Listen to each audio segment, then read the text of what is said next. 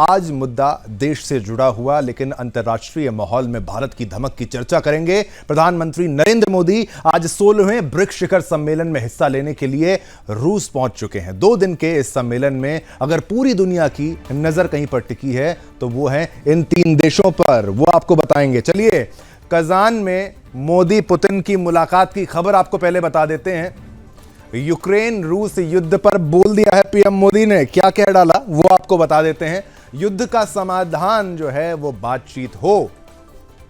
केवल पीएम मोदी ही ऐसे प्रधानमंत्री हैं सभी देशों में से, और देखिए, जिन्होंने युद्ध में शांति की अपील की है, शांति की अपील की है। और ब्रिक्स बैठक के लिए रूस में मोदी और वहां पर संदेश युद्ध को लेकर पीएम ने उनके स्वागत के लिए पुतिन का आभार जताया है। ब्रिक्स में कई अहम मुद्दों पर बातचीत होगी। पुतिन के द्वारा कहा गया है भारत और रूस में बढ़ेगा व्यापार। तो ब्रिक्स की अगर बात करते हैं तो पूरी दुनिया की अगर नजर किसी जगह पर है, किसी देश पर है, तो वो इन 3 देशों पर। किस पर? भारत पर, चीन पर और रूस पर, जो ब्रिक्स के सदस्य हैं। BRICS आप मतलब समझते हैं ना, ब्राजील, रशिया, इंडिया, चाइना और साउथ अफ्रीका, ये है ब्रिक्स।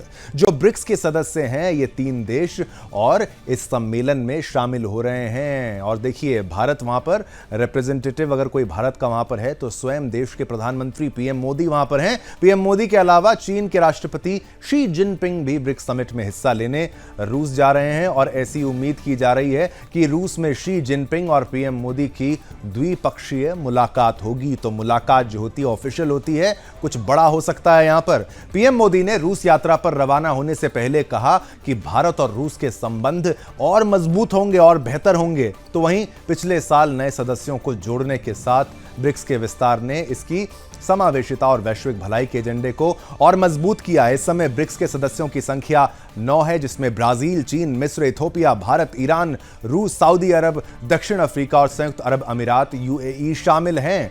अब ग्राफिक्स के माध्यम से आपको बताएंगे ब्रिक्स के बारे में, क्योंकि ब्रिक्स में इस वक्त पीएम मोदी हैं। चलिए, तो कैसे बना है ब्रिक्स वो आपको बता देते हैं। इतिहास आपको समझना बेहद महत्वपूर्ण है। 1990 के दशक में भारत, रूस और चीन ने बनाया था ये संगठन। 16 जून 2009 को हुई थी इस संगठन की स्थापना और ब्रिक्स में सिर्फ भारत, रूस, चीन और ब्राजील ही शामिल थे। साल 2010 में दक्षिण अफ्रीका भी इस समूह का हिस्सा बना, जिसके बाद ब्रिक ने ब्रिक्स जो है नाम ले लिया। और ये समूह ब्रिक्स देशों की बढ़ती अर्थव्यवस्था के कारण अहमियत इसकी ज्यादा है। ये EU को पीछे छोड़कर GDP रेट में तीसरे नंबर पर ब्रिक्स पहुंच चुका है। चलिए, ग्राफिक्स आपको फिर से फुल करके दिखाते हैं ताकि आप इसको और बेहतर ढंग से समझ पाएं कैसे बना।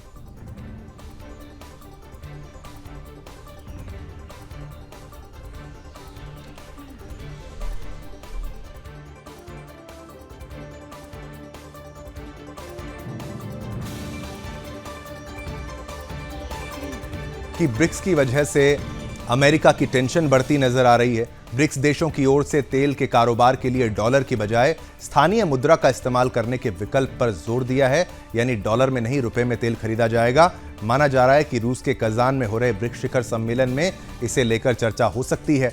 अमेरिकी डॉलर पर निर्भरता कम करने के विकल्प पर कई देशों ने सहमति जताई है और इस पर अगर सहमति बनती है तो अमेरिका को बड़ा झटका लगेगा। दरअसल रूस, जो कि यूक्रेन युद्ध की शुरुआत से कई प्रतिबंधों को झेल रहा है, और चीन, जो वैश्विक स्तर पर अमेरिका के वर्चस्व को चुनौती देने की कोशिश में जुटा है, दोनों देश इस विकल्प को लेकर काफी सकारात्मक नजर आ रहे हैं।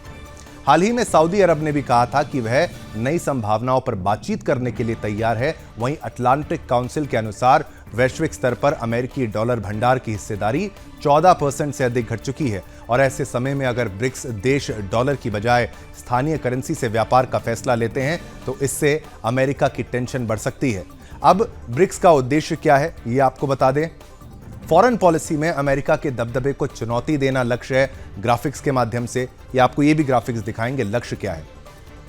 अमेरिका के दबदबे को चुनौती देना एक बहुत महत्वपूर्ण इसका उद्देश्य है।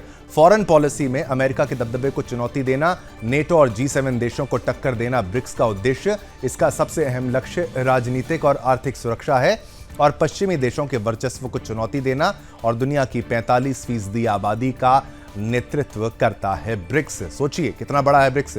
ईयू को पछाड़कर तीसरा ताकतवर आर्थिक संगठन बना है ब्रिक्स और वैश्विक जीडीपी में ब्रिक्स देशों की करीब 28% भागीदारी है।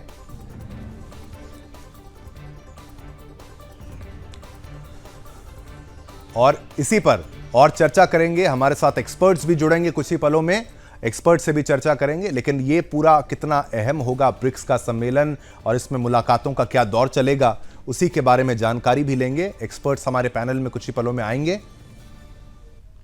और हमारे साथ संजीव श्रीवास्तव जी, विदेश मामलों के जानकार जो हैं, वो इस चर्चा को हमारे साथ आगे बढ़ाएंगे। उनसे काफी सारे प्रश्न हैं। इस बार पीएम मोदी का वहां पर जाना भारत के लिए कितना महत्वपूर्ण है और इसका असर क्या होता है। आप सोचते हैं एक आम आदमी होने के नाते कि भाई ब्रिक्स में अगर कुछ हो रहा है तो उसमें आपका हमारा क्या लेना देना है, उसको अच्छे से अगर समझना है तो वो एक्सपर्ट्स ही आपको बता सकते हैं। संजीव श्रीवास्तव जी हमारे साथ कुछ ही पलों में आपके टेलीविजन स्क्रीन पर आएंगे और आपको समझाएंगे कि भाई ब्रिक्स का पावर क्या है। संजीव जी, इस विजिट को लेकर, ब्रिक्स सम्मेलन को लेकर और मोदी मैजिक की बात को समझाते हुए कितना महत्वपूर्ण है और भारत का वहां पर पहुंचना भारतीयों के लिए कितना महत्वपूर्ण है, आपके एनालिसिस के हिसाब से आप क्या कहना चाहेंगे?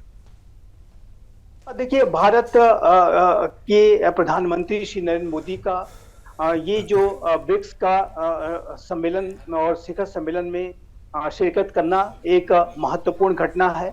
ब्रिक्स, जैसा कि आपने स्वयं अपने वक्तव्य में बताया, कि एक ऐसा इंटरनेशनल ऑर्गेनाइजेशन है जो कि विश्व की 45% आबादी को रिप्रेजेंट करता है। ये विश्व की 28% जीडीपी को रिप्रेजेंट करता है।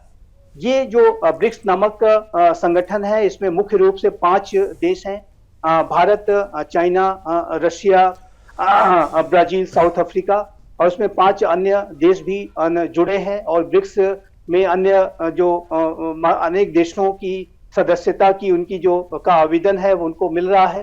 ब्रिक्स का जो महत्व इस लिहाज से है कि ब्रिक्स विश्व में एक वैकल्पिक और बहुध्रुवीय जो वर्ल्ड ऑर्डर है उसको बनाने की तरफ उसका प्रयास रहता है।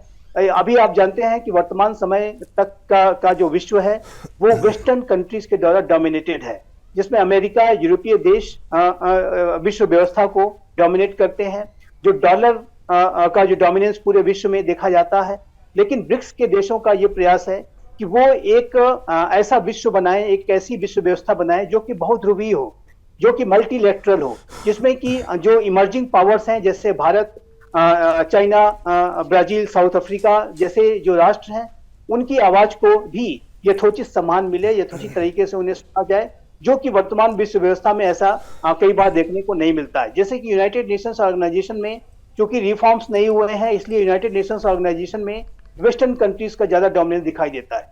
जो इंटरनेशनल इकोनॉमिक ऑर्गेनाइजेशंस हैं, चाहे वो इंटरनेशनल मॉनेटरी फंड हो, वर्ल्ड बैंक हो, वहां पर भी अमेरिका और यूरोपीय देशों का डोमिनेंस दिखाई देता है। तो ब्रिक्स के जो राष्ट्र हैं वो इस बात की कोशिश कर रहे हैं कि चूंकि वो स्वयं में बड़े राष्ट्र हैं, 45% की उनकी खुद की आबादी है और उनको सही रिप्रेजेंटेशन वर्तमान वर्ल्ड ऑर्डर में नहीं मिल रहा है, तो क्यों ना वो स्वयं से ही अपना एक ऑर्गेनाइजेशन बनाए और एक ऐसा सिस्टम डेवलप करें कि ताकि उनके अंदर एक एकता बने और एक जो बहुध्रुवीय विश्व को स्थापित कर सके। तो इस लिहाज से मैं देखता हूं कि ब्रिक्स का जो सामरिक महत्व भी बहुत है और आर्थिक रूप से, विशेष रूप से मैं कहूंगा कि ब्रिक्स का महत्व है।